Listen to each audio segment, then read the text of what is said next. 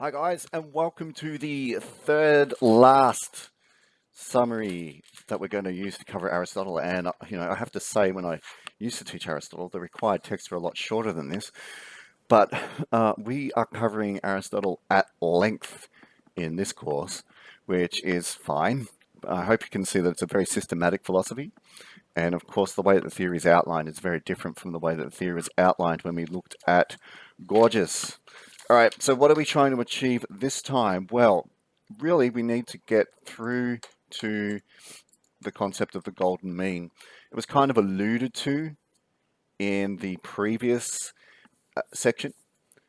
So that's from chapters 1 to 4. But this time we really get a kind of rationale of how we would arrive at the golden mean in the abstract, using some pretty inductive and deductive arguments. It's a bit weird to see how he arrives at it, but nonetheless he does. So what does that mean? Well, we're going to do what we usually do. We always name, define, and interrelate key terms. And when we do that, we tend to generate premises, and those premises come together to form standard form arguments, and those standard form arguments come together to generate extended form arguments. That's the way philosophy tends to go. So when we do this, we're also going to start looking at how virtues are pretty much defined as states of character. That's what we're going to do today.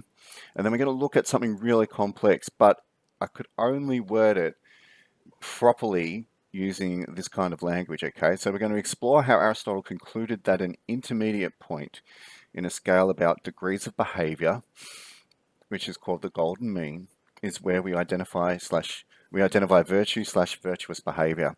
So obviously, those of you that already know what the golden mean is, you know that it's an intermediate point between two vices, one of defect and one of excess. And you know that it's usually when we're looking at too much of a behavior or too little of a behavior, or too much of an activity or too little of an activity, or too much of a state of character or too little of a state of character. For example, bravery is in between rashness and cowardice. All right. So we pretty much know that because we've covered this theory before, but we need to look at how he kind of arrives at this overall conclusion and tells us that the golden mean is where we find virtue and virtuous behavior. So for your APK, it's pretty simple, but I guess you know why we've got to do it. I need you to draw a seesaw. So quickly score yourself on these 3 success criteria. And once you've done that, can you draw yourself a seesaw? And obviously that seesaw will become incredibly relevant in the future. Okay, so what is virtue? That's the first question we need to ask when we start reading this section, okay? It's the first question that Aristotle argues. And he tries to look at 3 different kinds of things that he believes exist in the soul. And they are passion, states of character, and capacity. So can you please take a note? Now, when we're looking at passions, the first thing he says that passions are not virtue. Virtue are not passions. They are not synonymous. And this is because nobody would call you good or bad because of your passions. All right? Nobody would say because you gave into a passion you were good or bad. And also, no one would praise or blame you if you did something based on your passions. So because there's no social blame, or there's no social praise attached to acting solely on your passions, then you can't call them virtues, because virtues still are some social constructs or something that are judged and assessed by yourself, obviously internally, but they acquire some meaning through interaction with society. That's very important. Take a note. The second and the more complex thing he says is when we look at capacity. So it's obviously what the soul can do, its tendencies, its ability. We don't call that virtue at all either, because it implies no choice. If I'm born with an inner ability to do something, I really have no discretionary power over it. So it can't be virtue, because virtue implies choice. That's why I've given a big tick here to this man who has to choose which arrow to follow. So capacity is something that's gifted to us by nature. Take a note. And hopefully you took down something related to the idea that capacity is something that's gifted to us by nature, but it's also It doesn't require choice. You're born with it. It's given to you. Whereas virtue has to be developed and cultivated. That requires training and good habits. Take some notes. And similarly too, capacity is not virtue, because no one will call you good or bad based on whether or not you actually have been born with a quality, or you have the capacity to fulfill a quality. So again, no one is going to uh, basically blame you or praise you based on what the skills you're born with if you perform them. In fact, maybe this blaming and maybe this praising requires you to actually make choices. You can't really blame someone or hold them responsible for what they do unless there's choice involved. And of course, virtue requires some kind of social judgment, some kind of praise. So it needs to be something that is chosen. Take some notes. So what then is virtue? Well, he says virtue is like a state of character. It's something internally about you. And the reason why I put this diagram up here is because personality traits really are the closest thing in psychology that we get to states of character, okay? It's a different field of inquiry, it's a different discipline, but it's probably the best analogy I can draw between what he's talking about with states of character. And funny, most psychologists would say some of these are environmentally conditioned. Most psychologists would say that these are genetically acquired, especially extroversion and introversion. But still, I thought I put what we call the Neo 5 personality traits up here, just to give you a sense that in today's modern parlance or today's modern language, we would pretty much say personality traits or things to do with our inner personality really do relate to what we call states of character. But quite obviously, and I tend to agree with him, what we're talking about here are virtues, and virtues aren't things that we're born with or even things we acquire through the environment. They have to be nurtured and trained within us, okay? Which is very different from the way that we look at acquisition of personality traits in modern psychology. Take a note. Now, again, remember that Socrates is big on this idea of function. He remembers that the good, or what the overall good is, that you aspire to, resides in the function of the object in and of itself. And therefore, excellence is a byproduct or a definition of the object which has its own particular function. And he looks at this by referring to an eye again and to a horse, and talks about excellence. And quite rightly, he then says that if an object is good, that's because it's achieved excellence in its function. The same goes with craft work, okay? So let me just go over this again, that if an object is very good, if an object is performing at a really high level, then it must be achieving excellence in terms of its own inner function.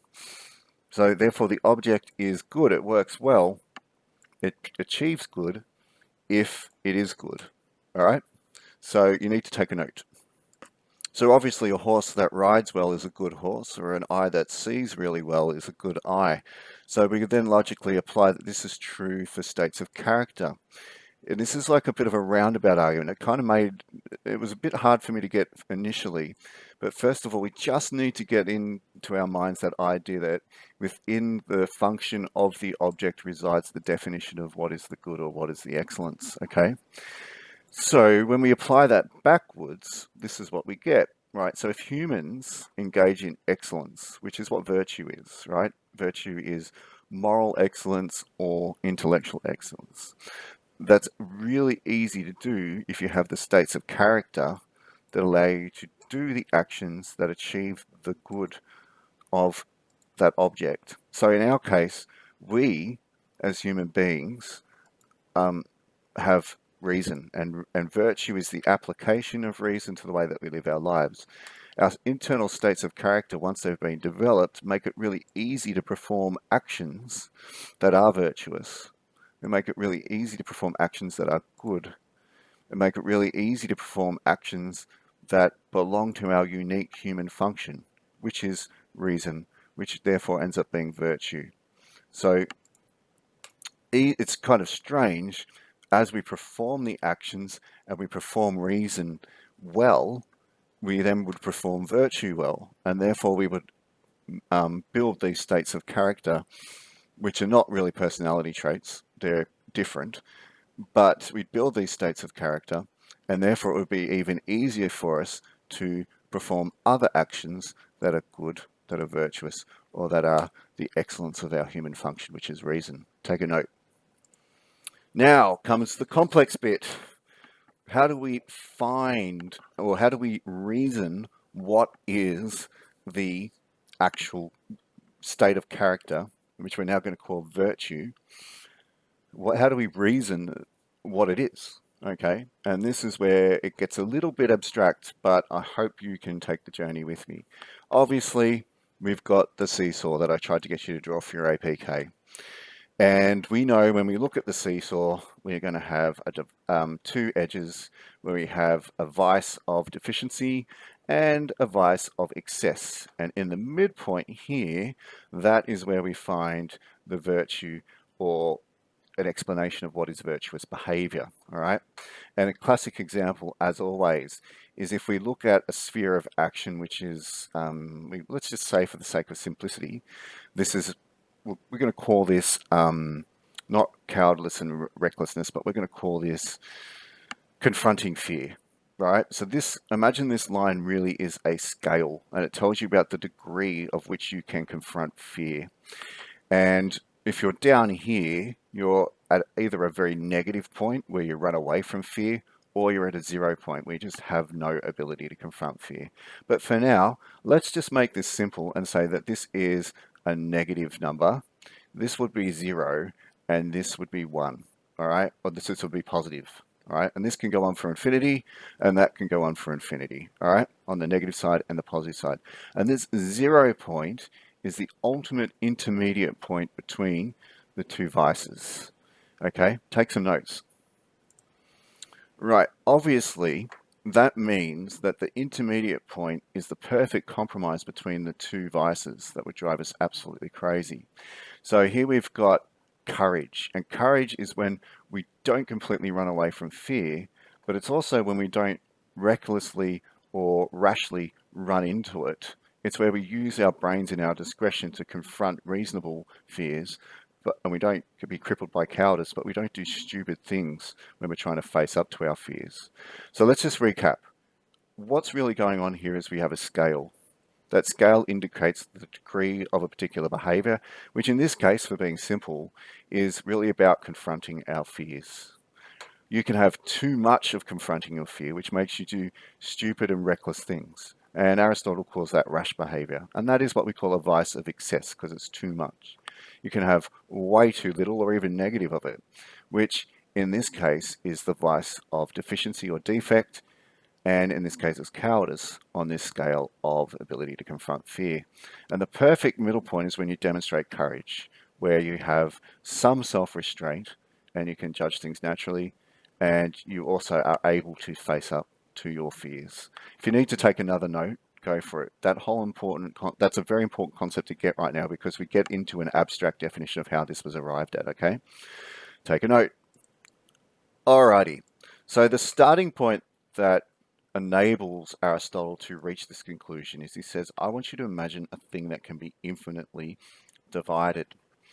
And I think for me, the most useful concept was the number line, because a number line can be divided into infinitely small bits. It can also have negative values and positive values. And that really relates to this concept of a scale, of a degree of behavior, right?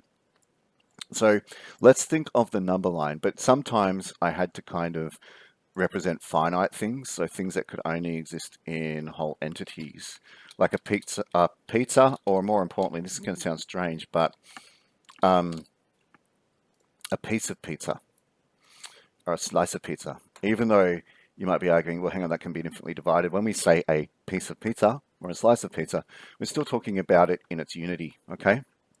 Now, what Aristotle says is that you can take more, less, or an equal amount of the thing that you want to take itself, or of that thing relative to other people. Now, that to me is confusing, because I'm really associating everything with that concept. But what I might do right now is I might just zoom in here, and I'm going to pause the video, and I'm going to put a number line with a -0 in there. Sorry, if there's 0 and negative numbers, okay? Because that might make the point for me a bit more easily. Okay, now This is where I think it's really important to conceive of an intermediate, which can be the zero. I could take this whole thing and I could say from, let's just say our thing is the number line from -10 to +10. Now, I could take more of it. Obviously, I could take up to 30, which would be double the amount, or I could take less of it, which means I could take just up to 0, which would be 10, right, on 10 units on our number line. Let me go over that again. Because this is from -10 to 10, that's 20 units.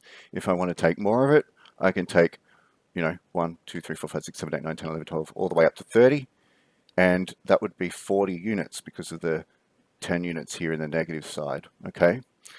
Or I could take less, so maybe I want to take just half of it. That would mean I only take 10 units, which would take me from -10 to 0.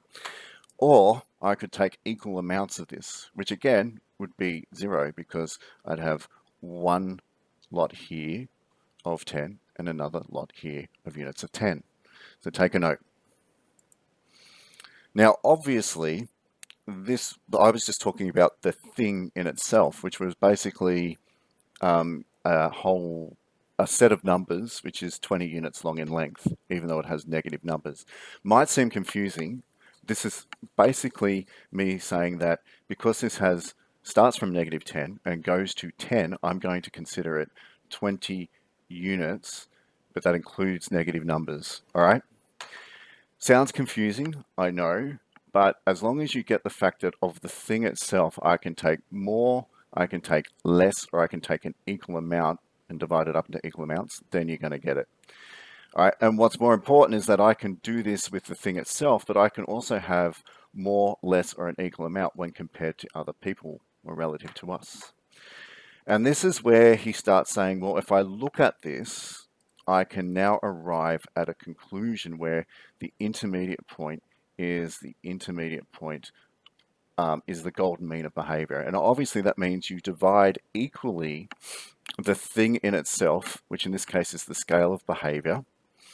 And we're going to call this for very simple terms because he doesn't call it this on his table of vices, deficiencies, and golden means. He doesn't call it that, but we're going to call it, for the sake of understanding it, we're going to call it the ability to confront fear, right? And that's what this whole line represents. And you can imagine here we have a -10, this would be a 0, and this would be a 10, all right?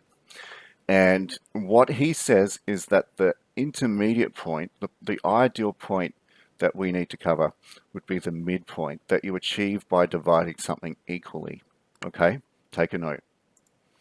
So let me go over this again. If I put -10 here, 0 here, and +10 here, and I divided this equally, I'd arrive at the point of 0. That would be my intermediate point. And obviously, we could say then the vice of defect, which when you think about it, defect means haven't got it, or, it's deficient, would be represented by negative numbers, wouldn't it? And obviously the vice of excess would be represented by positive numbers. So take a note. So we can call this equidistant point, so we can call the golden mean something which is called an equidistant point, which is where it's equally distant from the two ends of the poles of the sphere of behavior, okay, or the scale of behavior. Now, that's pretty easy to understand. Let's look at Milo. Milo is somebody who doesn't eat too much or eat too little, and that's what allows him to be a super strong wrestler who can lift a bull. In fact, if he was to eat too much, he would have a really flabby and not too strong physique. If he was to eat too little, he would take away from that physique and he would not be strong enough to lift the bull. So, in a sense, the negative numbers represent a movement towards the vice of defect. Now, you can do this like up to infinity, like you can completely starve yourself or you cannot eat enough. Or you can completely indulge yourself or just indulge yourself a little bit too much, right? But the midpoint is an exact midpoint because it's equidistant from both sides of the scale of behavior, right? Take a note. Now, if you do this, if you engage in the behavior that's defined by the midpoint, you will achieve the good of virtue. And this means that you will be judged, and you'll be judged to be able to achieve things appropriately.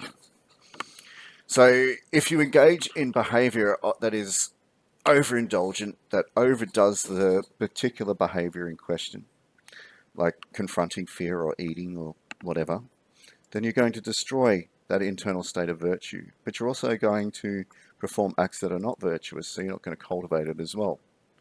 If you engage in behaviors that are defective or that detract from the virtue, you're going to destroy the virtue as well.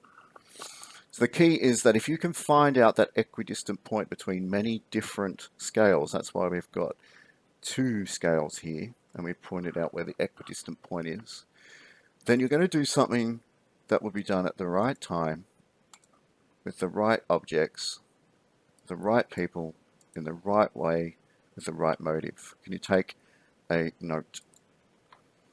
And this is where we know that reason has allowed us to find the middle point. We can see that virtue really is the application of reason to the way that we behave, especially when we create this system of vices of excess and defect and the equidistant midpoint. For now, I did read somewhere, though I don't know if it was brought up in Aristotle, it might be someone revising his philosophy, that it's not always at the midpoint. But for now, what we're going to say is the equidistant midpoint between both ends of the scale is where we find the right virtue for how we would behave. And this means that we'd be able to do all these things. And we used reason using that system to arrive at these conclusions. So really, virtue is acquired through habituation, but what we should do and how we should behave is reasoned. It's an application of reason again. All right, take a note. Now, we have to be very careful. If you achieve the midpoint, right, if you can cultivate behavior that approximates and achieves the midpoint, you will be praised and you will have success in life. But there's a warning. It's very hard to meet the midpoint, which is why you've got to practice it. You've got to try and achieve the closest you can to the midpoint to cultivate these states of virtue. It's really easy to deviate from it because there's almost like an infinite amount of space between on this side of the scale and an infinite amount of space on that side of the scale, right?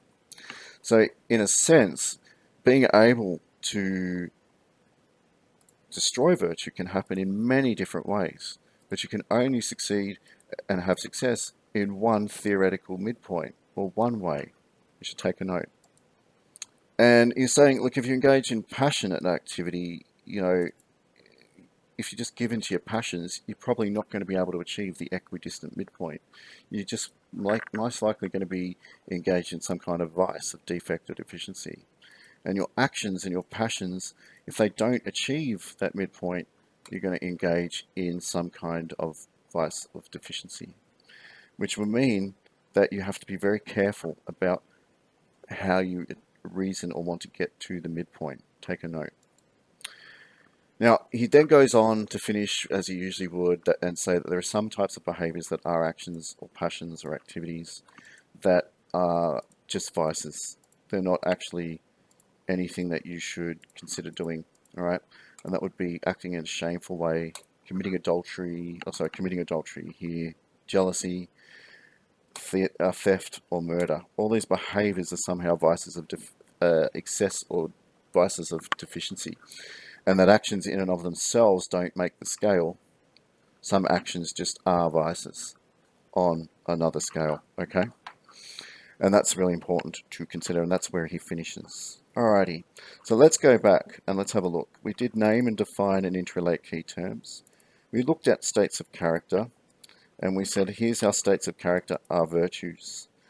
That's because they are acquired when we practice excellence, and they become internal states when we actually acquire them through habituated practice, okay? And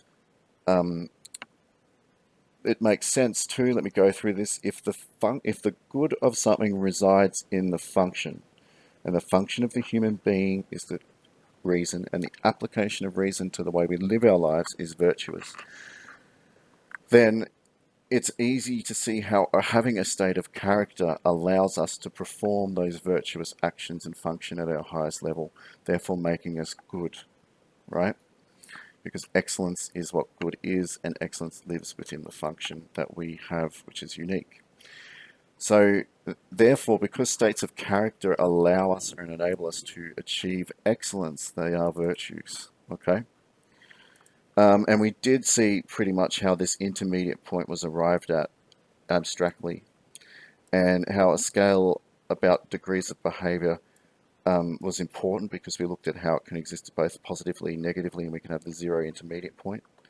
We looked at how the golden point is the equidistant point between the two ends of the scale of behavior, and we therefore figured out that how it would be considered when we look at vices of virtue and vices of effect and vices of defect and vices of excess. We were able to conclude that the equidistant point was the gold mean, or where we find virtuous behavior or virtue in and of itself. Okay, so that should all be really clear, and you should understand that the seesaw relies on that midpoint, and that midpoint is basically the intermediate point here. It's a good visual representation of it, and that's it. Cheers.